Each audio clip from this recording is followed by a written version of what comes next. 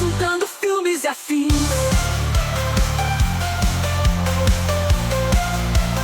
Assuntando filmes e afins.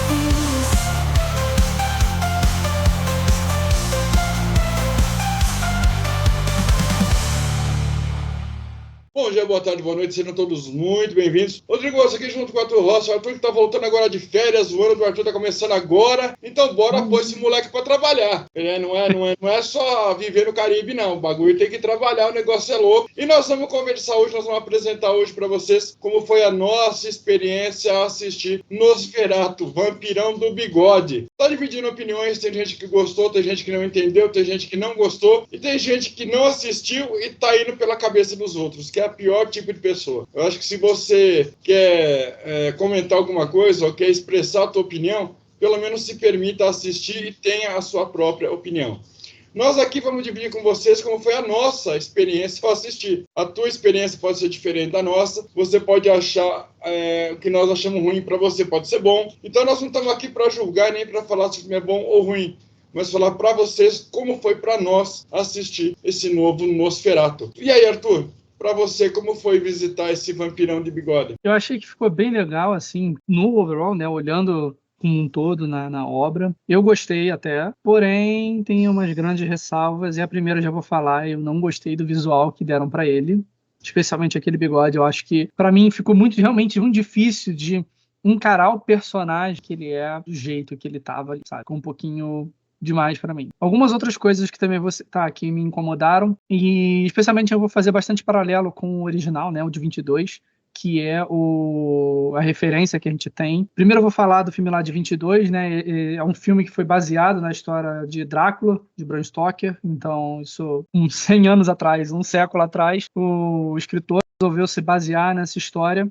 Eu acho que eles fizeram um trabalho muito bem feito, né, de traduzir o Drácula ali para aquela realidade que eles fizeram, e criaram, né, um símbolo icônico, acho que talvez um dos mais icônicos símbolos de vampiro que a gente consegue encontrar por aí, na minha opinião, que é o Nosferatu. E ele tinha umas características muito específicas, como aquelas feições muito próximas de um rato, ele careca, ele todo curvado, daquele jeito tradicional do vampiro que a gente consegue imaginar do Nosferatu. E eu não gostei do que eles fizeram, né, nessa versão, que descaracterizaram isso. Confesso que eu não sei exatamente qual foi o motivo, o que levou, se eles quiseram dar uma repaginada ou se eles quiseram fazer alguma coisa um pouco diferente para poder também não ficar 100% idêntico, mas para mim não caiu bem, não ficou legal. Tiveram algumas outras pequenas coisas também que também é mais questão de ponto de vista, como por exemplo, no de 22 era cinema mudo, então não tinha nenhum tipo de som. A gente não sabe como é que o Nosferatu fala, a gente não sabe a voz, a gente não sabe nada. A gente só vê, aparece ele falando, aparece depois uma frase. Aparece ele falando, aparece uma frase. Inclusive, para quem não gosta de filme lento, com cadência muito lenta, esse tipo de filme, o cinema mudo, ele acaba ficando muito lento, porque você tem que ter o tempo para assistir a cena e depois para poder ler o que eles estão falando. E o que eles falam é muito contado. Então acaba ficando um filme muito travado, muito lento. Para mim foi cansativo, inclusive, mas a história é legal, o jeito que eles apresentam tudo é legal, o tema é interessante, eu gosto, e isso para mim fez valer a pena. Inclusive eu recomendo muito o Nosferatu de 22. Agora, falando do que eles trouxeram para cá, né, eles já colocaram, esse é um dos remakes, né, vale lembrar, tem outros, tem um inclusive, que se eu não me engano é de 20 e poucos, 2020 e poucos, que ele é muito parecido com o Nosferatu antigo. Eu fui vendo, muitas pessoas não conhecem ele, eu não lembro de cabeça o nome, aí ele é muito parecido, e eu achei bem válido. Agora, esse Nosferatu, o jeito que o Nosferatu fala, estava discutindo com o pessoal, parece que ele, como se ele falasse como se ele fosse uma entidade já, tipo, ele tem uma voz de uma entidade, de um jeito meio... Mas, assim, eu acho que é só mais mesmo um detalhe. Para mim, tanto faz quanto tanto fez. Algumas pessoas que falaram comigo relataram que, para mim isso aí quebrou o clima, mas...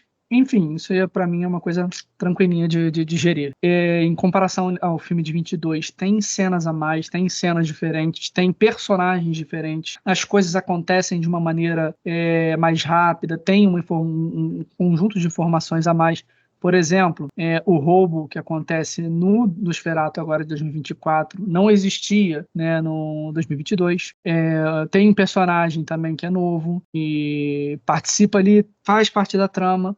Gostei muito de como é que eles retrataram e honraram também, né, a aquela parte mais visual, porque lá em 22 tudo era visual, não tinha nenhum efeito especial, era tudo prático. Eles honraram, parece que eles honraram de certa forma muito bem isso, especialmente quando mostraram os ratos, quando mostraram os bichos assim. Eu gostei do jeito como é que foi feito, a parte de imagem do filme ficou bem bacana. Uma outra coisa que inicialmente tinha me incomodado bastante, e eu fui pesquisar para poder tentar entender, né? E que eu vi foi justamente aqui o tradicional vampiro que a gente vê, né? Morde no pescoço. Mas durante esse filme era muita mordida no peito, perto do coração. E eu falei assim, pô, Nosferatu mordia no pescoço, por que tá mudando pro peito? E aí eu fui ver que em várias lendas antigas, especialmente as mais antigas, os vampiros mordiam próximo ao coração e não no pescoço. Então eles fizeram essa troca para poder homenagear, né, esse tipo de lenda, de conhecimento, vamos chamar assim, do passado, aquela lenda mais antiga. E aí eu falei assim, bom, preferi no pescoço, mas ficou legal, tá ok, tudo bem. Uma outra coisa que isso foi um ponto extremamente negativo para mim, que esse filme sofreu, e muitos filmes sofrem, eu já falei isso em algumas outras obras que a gente também já comentou sobre, eu acho que existe uma necessidade, não sei porquê, de muitos produtores, de muitos diretores, de inserir cenas muito explícitas. Esse é um filme bem mais explícito, inclusive. Muito explícitas de intimidade, de partes de corpo. Eu acho que não cabia nesse filme. O Nosferatu de 22 não tinha. Outros remakes também não tinham tanto. Eu sei que tem romance, eu sei que tem aquele desejo ali, mas eu acho que não precisava ir a tanto, porque para mim virou muito mais uma questão de fanservice, de estar mostrando uma parte de uma atriz, de um ator, ou de alguma coisa que alguém vai se interessar, do que realmente agregando algo útil à história. Isso, pessoalmente, para mim foi muito negativo. Eu não gosto de esse tipo de inserção em filme desnecessária. Tem filme que cai muito bem, tem filme que fica muito bom, mas eu acho que a grande maioria é exagero, é mais fanservice, e isso não me agrada.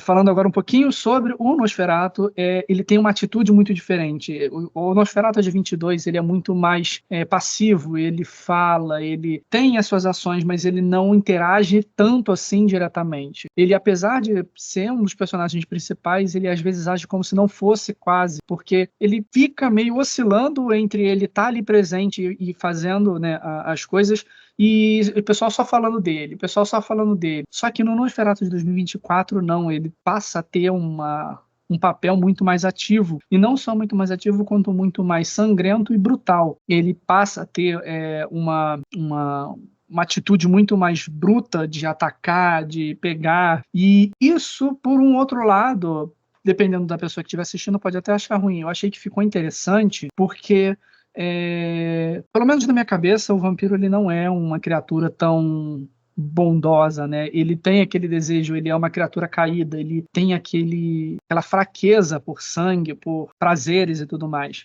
Então, eu acho que isso ficou bem simbolizado com como o Nosferatu agiu nesse filme, as impulsividades dele, as atuações em geral também dos outros atores e atrizes ficaram maravilhosas. Eu acho que ficou muito bom. Confesso que, para finalizar, né, confesso que esperava muito mais. Eu achava que, falei assim, caraca, cara, esse filme aí, ó, dá pra indicar pro Oscar, mas eu nem vi o que vai sair ainda no ano. Tem coisa aí que tá muito interessante por vir, com certeza, mas eu já posso adiantar que, na minha opinião, esse não é um filme que iria pra Oscar, não, sabe? Eu acho que ele deixou a desejar muita coisa. O que ele fez, mas eu acho que não foi de forma tão primorosa a ponto de ser uma indicação, na minha opinião. Talvez atriz, talvez ator, talvez sonoplastia, que também é boa, mas assim, questão de filme, eu descartaria fácil. Mas vamos ver o que vai vir por aí.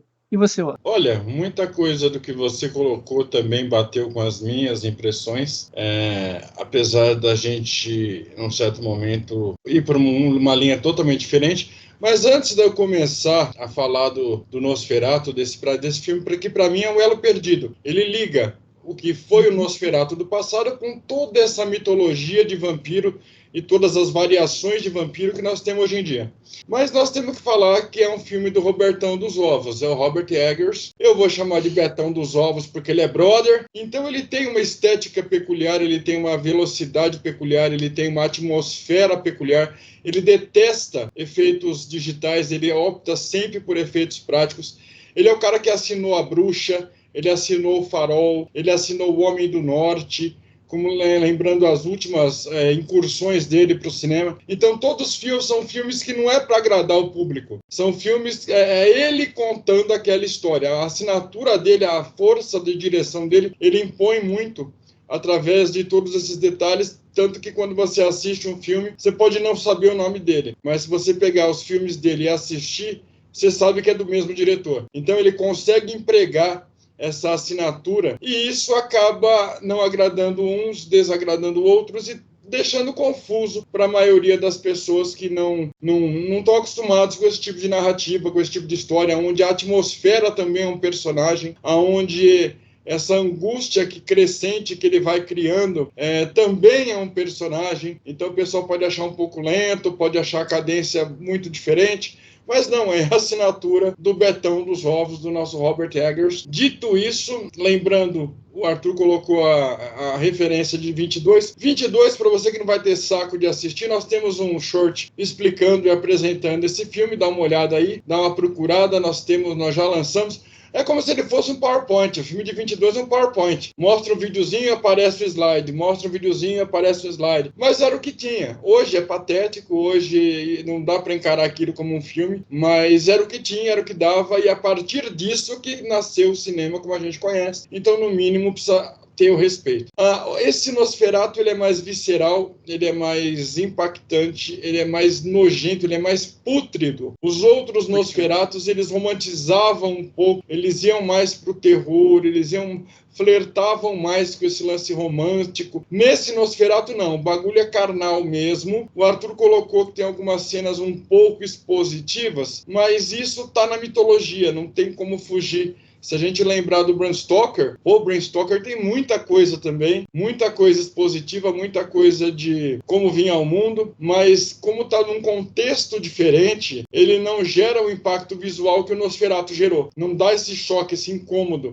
A versão do Bram Stoker do Coppola é muito mais gráfico em termos de corpos e pedaços de gente do que esse. Mas esse ele é pútrido, ele é nojento, ele é asqueroso, não tem aquela romantização do vampiro. E aí a história é a mesma que está no livro do Bram Stoker. Inclusive, quem adaptou 22 tentou licença para adaptar originalmente e não conseguiu, por isso que ele criou o Conde Orloff, por isso que se criou essa versão do Nosferatu. Nosferatu esse que também é uma raça para você que joga Vampire the Masquerade, seja no RPG, seja nas plataformas digitais aí, nos videogames, no PC. Nós temos várias castas de vampiro, várias classes de vampiro, e uma das famílias é o Nosferatu. E o Nosferatu, ele é o Nosferatu de 22. Ele é essa coisa meio hamster, ele é essa coisa mais degradante, não tem a imponência dos vampiros modernos. Eu convido você a assistir, a tirar suas próprias conclusões. Vale. Eu gostei, para mim é um elo perdido realmente, para mim ele liga legal, não me incomodou tanto a exposição, fiquei surpreso com essa outra visão do Drácula.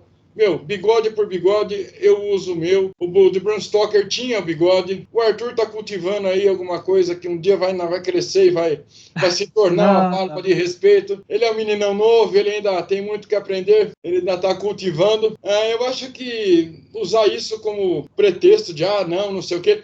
Procurem o clone de Vlad Dracul, o Vlad o Empalador, ele também tinha bigode. Então, para de encher o saco de bigode, assista a obra, depois vamos conversar, comenta aqui com a gente o que vocês acharam, o que foi bom, o que não foi bom, o que esperar desse universo, porque parece que A Viagem do Deméter é uma trilogia. Nós já trouxemos a primeira aqui. Esses universos vão coexistir.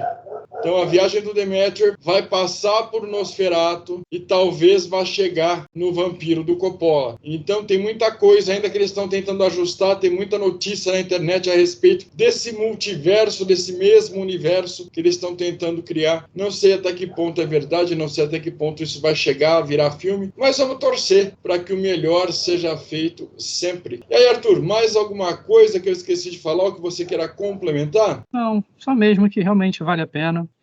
Apesar de tudo, do bigode e tudo mais, assim, não deixa isso impactar, isso não tira o brilho do filme, não tira o quanto o filme é interessante. Vale a pena o tempo, na minha opinião, eu não me arrependo, mas eu ainda prefiro a versão antiga. Sim. Da aparência. Sem sombra de dúvida. Eu acho que cada versão tem o seu lugar na linha do tempo, e eu acho que essa funciona como elo de ligação. É a melhor definição que eu dou para ela. Ela não é melhor que as outras, ela não é pior que as outras, ela encontrou um lugar para existir. Então vamos ver o que vai haver a partir de agora no universo dos vampiros. É nóis, valeu! Valeu!